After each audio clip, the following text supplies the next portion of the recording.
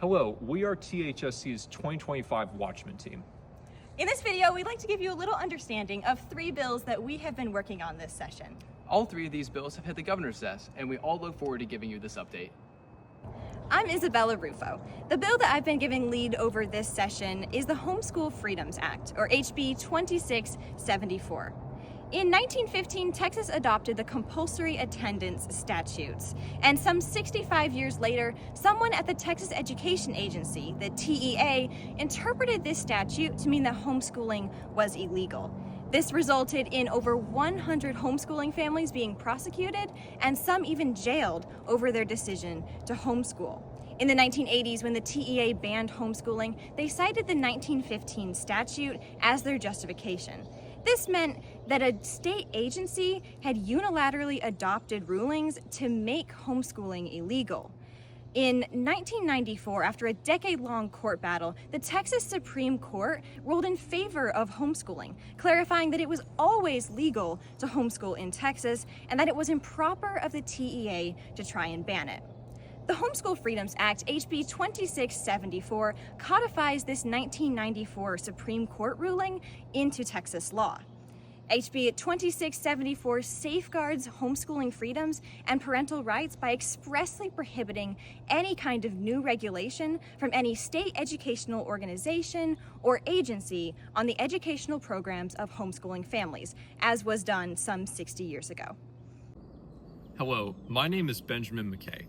A key bill was filed this session, which included provisions that would ensure that homeschoolers are treated equally when it comes to accessing financial aid, having class rank calculated fairly, and participating in dual credit programs. We have worked tirelessly this session with the bill's authors in order to ensure that it would cross the finish line. And thankfully, and finally, after all of that effort, we have seen House Bill 3041 finally pass and headed to the governor's desk. My name is Cooper Chappell, and my priority this legislative session was UIL. But before we get into this session's bill, let's go and take some history into UIL and homeschooling. In 2021, there was a bill filed and passed called the UIL Equal Access Law.